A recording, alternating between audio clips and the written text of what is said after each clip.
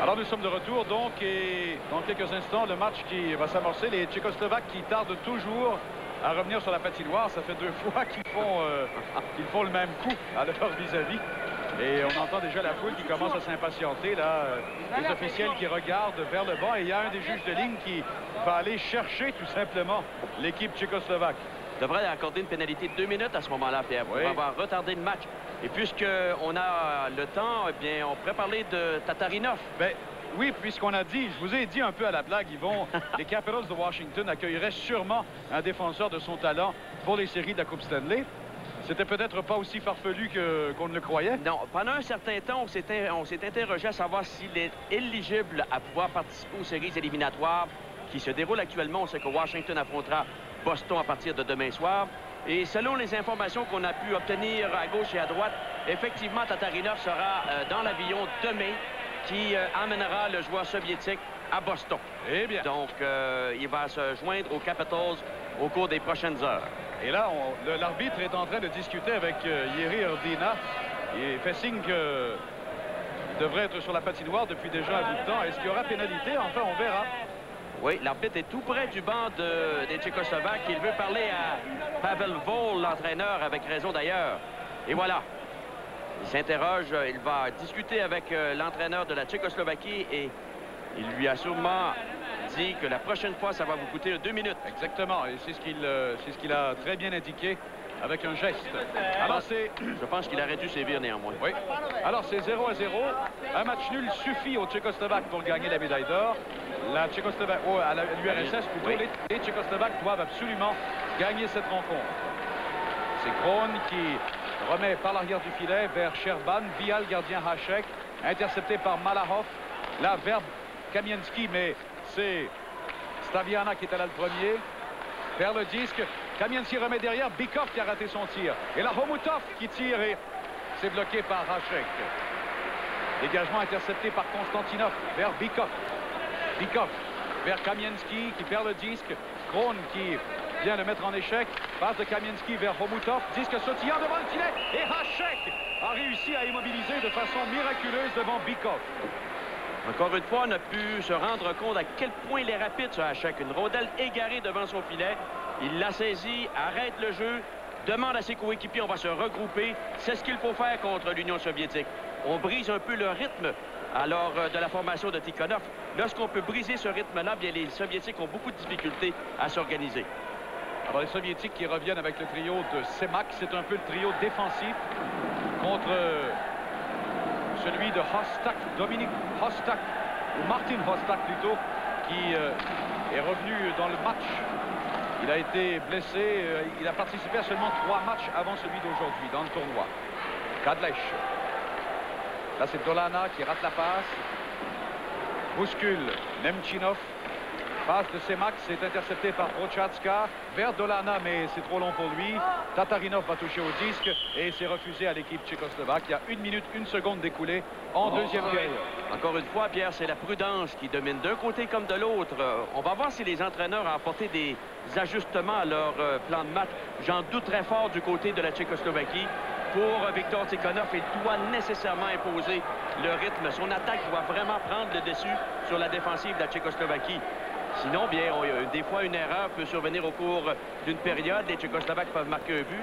Et là, bien, ça change complètement la situation. Et même si Viktor Tikhonov a l'avantage de choisir le dernier, ses trios, on a vu qu'il reste avec, constamment avec ses trios. Il y a des changements très nombreux chez les Tchécoslovaques.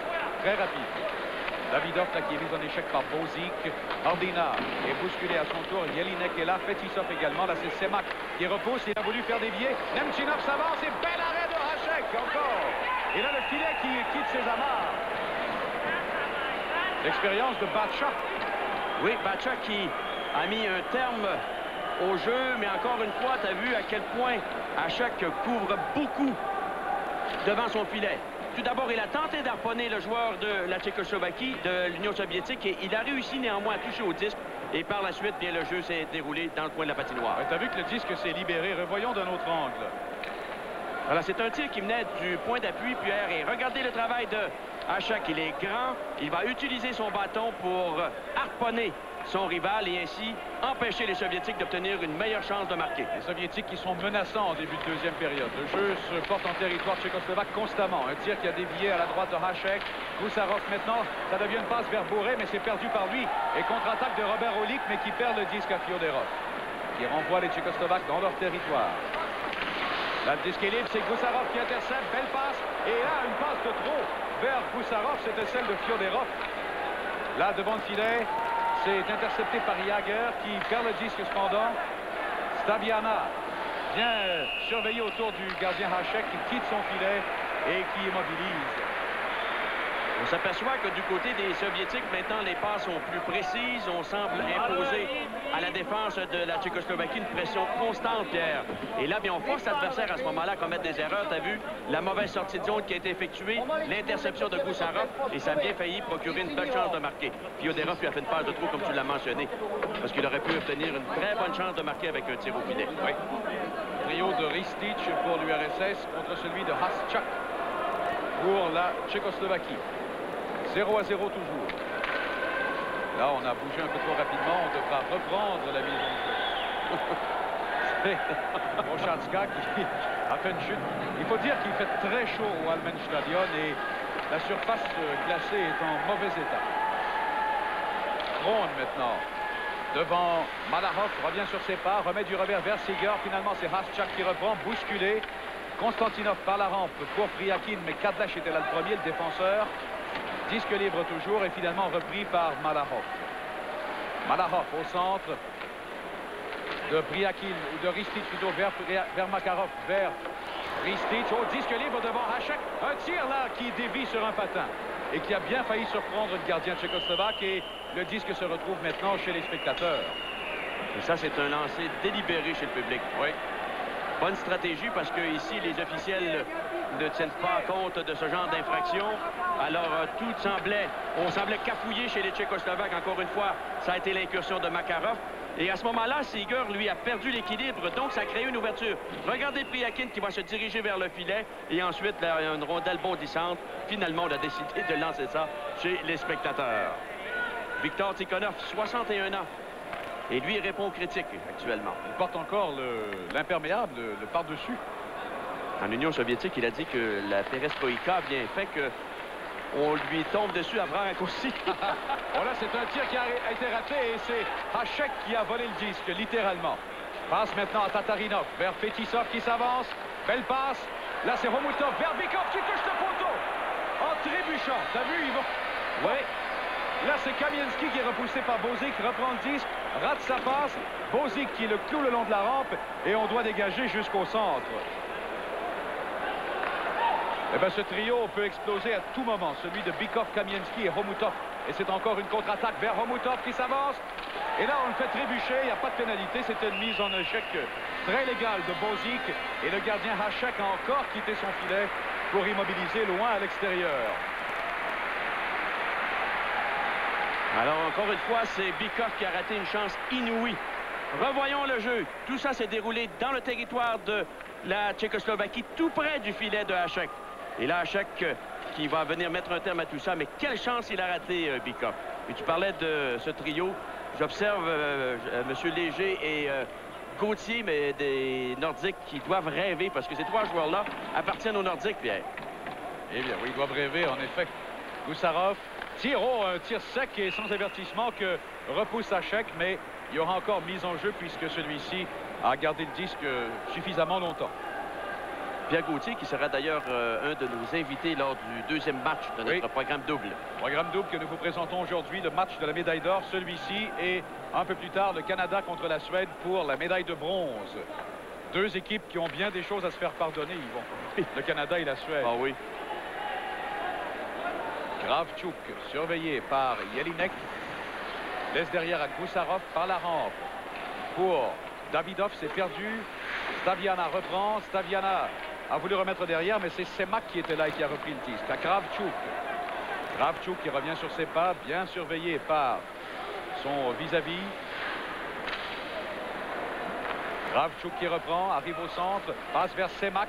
Semak qui s'avance bien, tire frappé, bel arrêt de Hašek. Là, c'est Sherban qui passe vers Ordina. pour Dolezal. Dolezal qui surveille Herdina du coin de l'œil, mais ça passe à toucher le patin de Kravchuk. Et le disque est repris par Semak derrière son filet. Semak vers Pavel Bure. Bure devant Kadlec.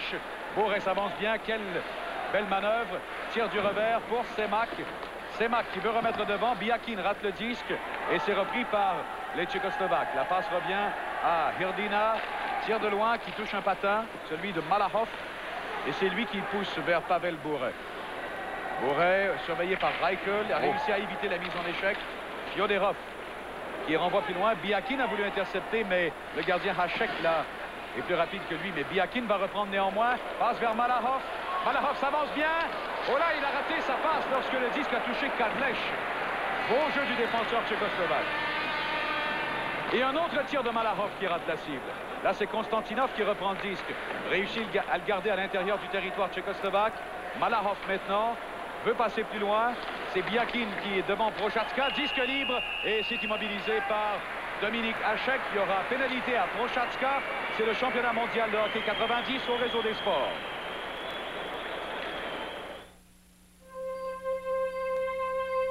Par la force, l'énergie de nos cœurs et de nos vies. Oui, plus haut et plus loin.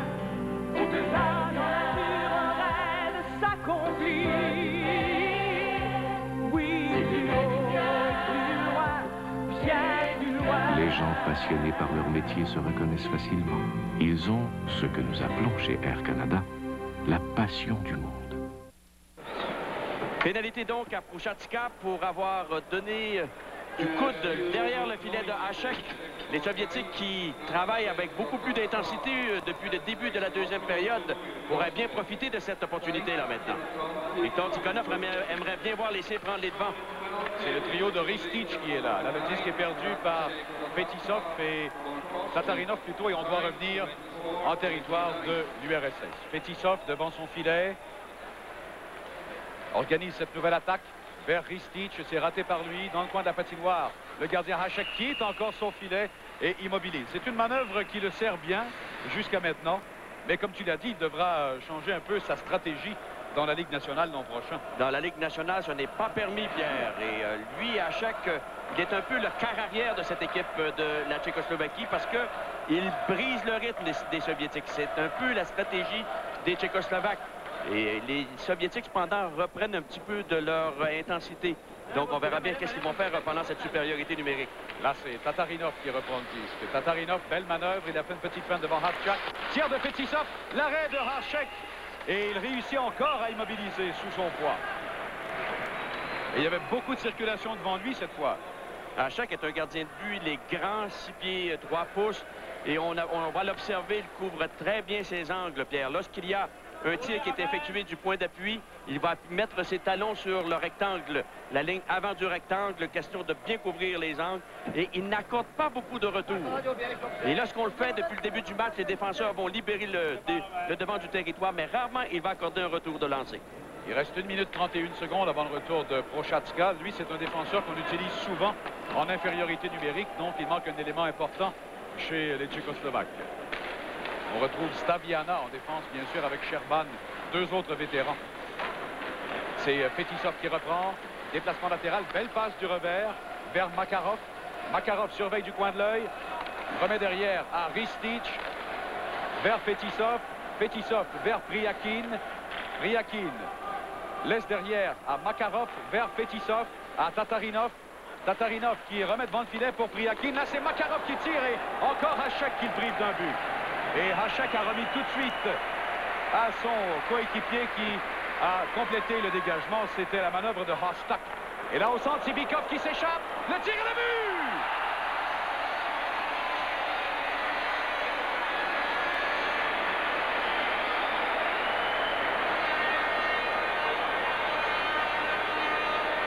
Eh bien là, on a apprécié comment les Soviétiques ont utilisé la position de leur banc. Parce qu'au moment où les Tchécoslovaques tentaient, eux, de reprendre leur synchronisme, il y a eu cette passe rapide. Bikov venait de quitter le banc de son équipe, longeait la ligne bleue et on lui a servi une passe parfaite. Et même Hachek, à mon avis, n'était pas tout à fait prêt. Il a été le gars le plus surpris au monde de voir arriver Bikov seul devant lui. Alors c'est un but marqué en supériorité numérique. L'URSS qui prend les devants 1-0. Il y a 6 minutes 8 secondes d'écoulées en deuxième période. Alors c'est un but qui va sûrement stimuler l'URSS. Parce qu'avec un match aussi serré, quand on marque le premier but, ça peut être un facteur déterminant. Un troisième but en championnat mondial pour Bykov. Là, c'est Kamienski qui s'avance. Kamienski fait trébucher Kadlec. Prochatzka, lui, veut remettre par la rampe, mais il est stoppé par Khomutov qui remet derrière lui. Là, Kamienski a fait une chute. Kadlec remet au centre. Il s'est capté par Reichel. Reichel vers Holik. Le tir de Montfilia, s'est raté de justesse. C'est Jagr qui a bien failli faire dévier. Et là, le filet est sorti de ses amarres et c'est le sifflet de l'arbitre. Belle chance ratée par les Tchécoslovaques. Alors, on revoit ici cette poussée des Tchécoslovaques. Vous avez 4 chandails blancs dans le territoire de l'Union soviétique. La pression était forte. Et 2 joueurs tout près du gardien de but, Irbe. Regardez comment le tout s'est déroulé. Et on attaque avec beaucoup de force. Et tout près, là, il y a eu l'intervention de Jagr qui a bien failli saisir le retour. Et le défenseur Prochatzka également qui s'est apporté en attaque. Mais tu as vu le beau jeu de Holik. Il a fait cette passe parfaite entre le défenseur, enfin pour déjouer le défenseur. Et le gardien Irbe a été solide là-dessus. Goussarov derrière son filet. C'est Kamienski maintenant qui est mis en échec. Disque repoussé derrière de Bykov vers Kamienski. Interception de Holik. Holik s'avance, tire, mais c'est bloqué par Goussarov et Holik a fait une chute par la suite. Par la rampe maintenant, on doit rentrer au centre. C'est Bozik qui a le disque. Bozik surveillé par Kamienski.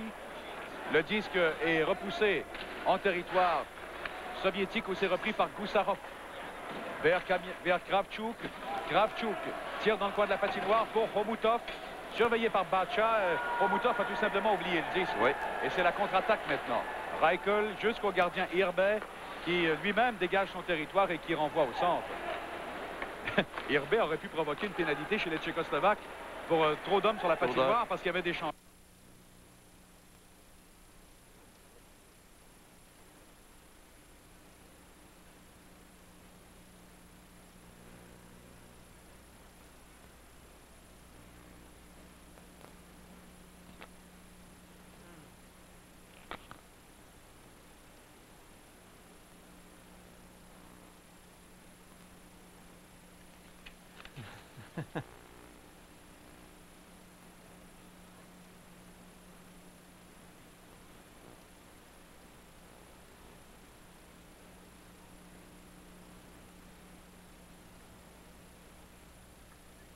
Bien, nous nous excusons, mesdames, messieurs, de cette panne de son là, qui nous arrive subitement de la Suisse. Évidemment, il faut comprendre qu'avec les distances et tout ce monde des communications, ce sont des choses qui peuvent parfois arriver. Donc, à ce moment-là, bien, nous allons tenter, nous, ici, du studio, de vous décrire le plus fidèlement possible l'action qui se déroule toujours à Berne, en Suisse, entre ces deux formations pour, on le sait, rappelons-le, la médaille d'or. Donc, rappelons également que le pointage est actuellement de 1-0 pour l'Union soviétique grâce au but de Bykov qui a été marqué au cours des dernières minutes. Et Pierre, bien, de ce que l'on a vu jusqu'ici, justement en deuxième période, est-ce que ça te semble bien différent? Mais pour l'instant, nous faisons une courte pause, Pierre, et on aura l'occasion d'en discuter un petit peu plus tard. Donc, l'URSS qui devance la Tchécoslovaquie 1-0. De Berne, vous écoutez le championnat mondial de hockey au réseau des sports.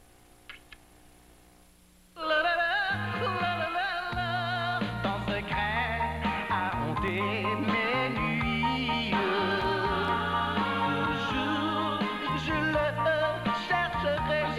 Où qu'il est, aujourd'hui, oui, j'ai promis de le trouver, le secret de la bleue.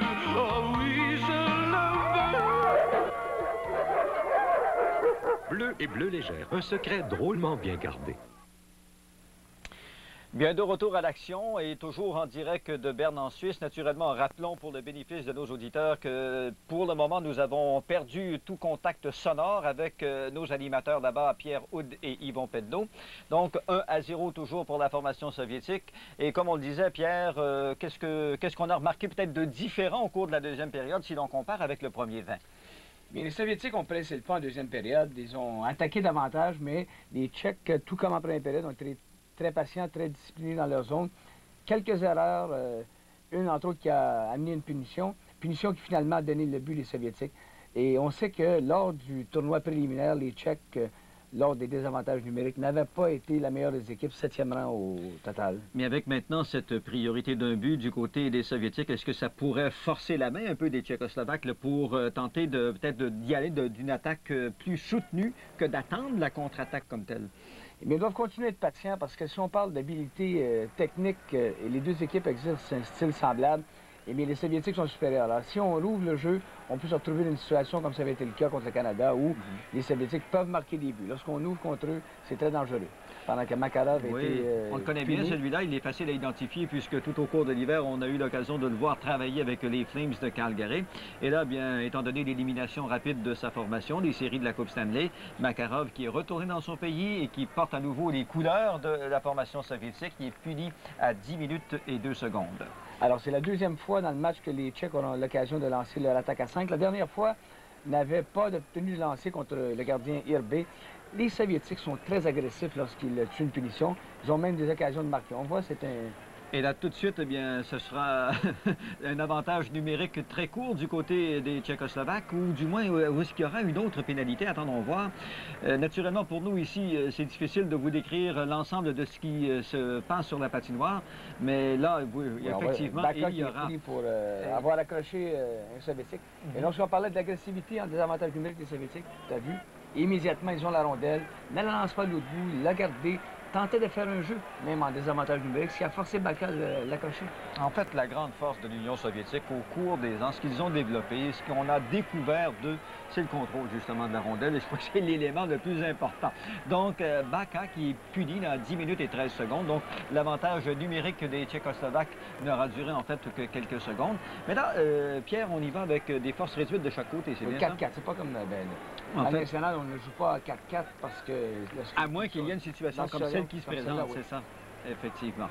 Donc, des forces réduites, ce qui veut dire beaucoup d'espace sur la patinoire avec justement ce plan de glace que l'on retrouve en Europe qui est immense, du moins si l'on compare avec plusieurs de nos patinoires canadiennes ou du moins dans la Ligue nationale. Oui. Pendant qu'on voit Baka au banc des punitions, très mauvaise punition. À 150 pieds son gardien de but, même si le joueur soviétique avait la rondelle, même si il aurait tué quelques secondes au désavantage, l'entraîneur de l'équipe tchécoslovaque, Pavel Vol, ne doit pas être fier de son joueur. Et on l'a vu sur la reprise, il a pointé la lame de son bâton vers la poitrine en fait du joueur adverse, ce qui, à toute fin pratique, amenait une pénalité, effectivement.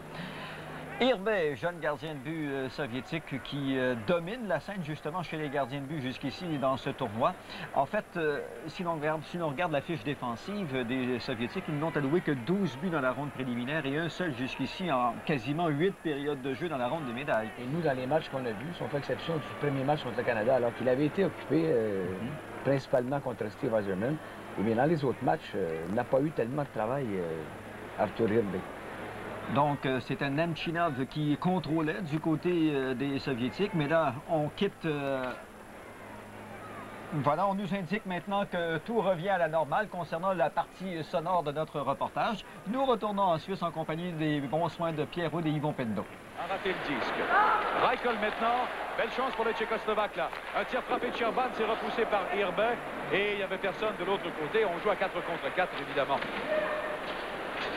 Là, c'est Semak qui s'avance. Oh, bel arrêt de Hachek qui a réussi à faire dévier à sa droite. Semak surveillé par Sherban. Immobilisation le long de la rampe. Le disque est toujours libre cependant. C'est Biakin qui le reprend. Surveillé par Staviana. Là, c'est Reichel qui veut reprendre. Mise en échec par Biakin. Ça me rappelle un peu Ragouline, Biakin. Tu te rappelles, hein? C'est à peu près le même genre de joueur. Trapu, très court. Et je me demande s'il n'a pas le même numéro. Est-ce qu'il n'avait pas 6 Ragouline? 6 ou 5. Je sais pas, enfin. Il y aura sûrement... Disons 5 Celsius. Il y aura sûrement des auditeurs du réseau des sports qui ont de la mémoire et qui vont se rappeler de son numéro. Là, c'est Haschak qui s'avance. Haschak devant Fetisov. Remettement de filet. Là, c'est Prochaska qui tire, qui rate la cible. Oh, belle chance ratée par les Tchécoslovaques. Et c'est supériorité numérique pour 1 seconde. Terminé maintenant, donc on joue à 5 contre 5. Et là, c'est Biakin qui a rencontré Batcha sur son chemin. Seeger qui veut remettre plus loin, c'est Haschak qui reprend. Et là, on rentre en défense. C'est Batcha qui laisse derrière à Kadlec. Vers Batcha, Prochaska. Surveille du coin de l'œil, cherche un coéquipier. s'avance. Petite passe vers Seeger. Mise en échec par Fetisov. Disque libre et repris habilement par Fetisov. Longue passe au centre. C'est Biakin qui s'avance du revers pour Fyoderov. Fyoderov veut remettre devant le filet, mais c'est l'interception de Dolana qui s'avance devant Goussarov. Belle feinte. Voilà, Dolana a voulu tirer des poignets, mais a perdu le disque. Dolana remet par la rampe vers Haschak. Haschak surveillé, plaqué par Romutov. Là, Dolana s'en mêle et finalement le disque est repoussé jusqu'au défenseur. Bozic devant le filet, Lubina n'a pu faire dévier. Et c'est lui qui reprend. Derrière Abacha, un tir qui a touché un vis-à-vis. Et c'est Romutov qui va reprendre avec Tatarinov. Romutov surveille bien, passe devant son filet. Les tirs au but jusqu'à maintenant 19 contre 9 en faveur de l'URSS. Tatarinov tire qui touche le bâton de Bozic et qui se retrouve loin chez les spectateurs. Ce match de hockey vous parvient directement du Hallenstadion de Berne.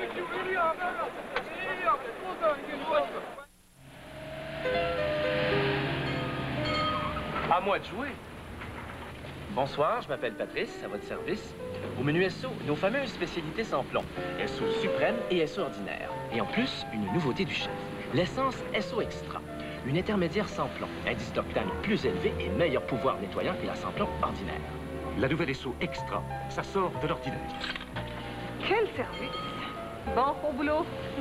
Et pas besoin de réservation. Le jeu a repris, immobilisation le long de la rampe dans le territoire soviétique. Il y aura mise en jeu. On nous signale, Yvon, qu'on a eu de petits problèmes de son et que nos collègues Denis Caron et Pierre Ladouceur ont pris la relève, comme on dit. Ils ont pris le flambeau. Bravo. En studio à Montréal. Alors, On avait parlé de Ragoulin. Merci à nos deux camarades. On peut vous rappeler cependant que le but des Soviétiques, il appartient à Bykov, son troisième du tournoi avec l'aide de Tatarinov à 6 minutes 8 secondes. But marqué en supériorité numérique. Goussarov a bien failli perdre le disque et c'est fait maintenant par Dolezal, mais là c'est lui qui reprend, passe au centre à Priakin. Priakin surveillé par Sherban. Priakin fait une chute et c'est Sherban qui reprend. Et on a d'autres alternatives que de dégager jusqu'en territoire de l'URSS. C'est Kravchuk qui rejoint Ristich du revers. Et là le disque est encore repoussé jusqu'à l'autre bout. Hachek qui passe du revers vers Staviana. Staviana. C'est un peu trop long pour Herdina. C'est Makarov qui a fait une belle passe à Ristich, mais le disque est perdu par lui. Passe maintenant qui revient à Staviana. Et il y a en jeu, il y a deux joueurs qui ont précédé Jelinek en territoire soviétique. Les Soviétiques qui travaillent bien lorsqu'ils ont une priorité d'un but, Pierre, tu vois, ils ne commettent pas tellement d'erreurs dans leur territoire. Irbe n'a pas été menacé du tout depuis le début de la rencontre, pour le préciser. Et c'est à ce moment-là qu'on voit la supériorité des Soviétiques. Ils savent travailler selon le pointage, selon les circonstances. Ils ont appliqué de la pression dès le début de la deuxième période avec 3 joueurs dans l'enclave plus souvent qu'autrement, alors qu'on aperçoit Viktor Tikhonov, lui, qui multiplie les conseils et parfois il va un peu trop. Et là, c'est Priakin qui en reçoit pour son rhume. Tantôt, c'était Ristich. Il a engueulé Ristich pendant au moins 1 minute. Là, c'est Hachek qui a fait dévier, mais c'est Nemchinov qui reprend. Belle manœuvre aux prises avec Prochatzka. Le disque revient à Jaromir Jagr. Jagr qui arrive au centre. Jagr en pleine accélération perd le disque et c'est intercepté par Semak. Longue passe de Semak vers Nemchinov. Devant Prochatzka, remet devant, mais c'est raté par Davidov. C'est Davidov qui touche au disque. Remet derrière vers Nemchinov. Surveillé par Prochatzka et c'est la passe de Kadlec maintenant. Jusqu'à Reichel, c'est perdu. Jagr aux prises avec Davidov. Il n'y a pas 1 centimètre qui est concédé aux Tchécoslovaques.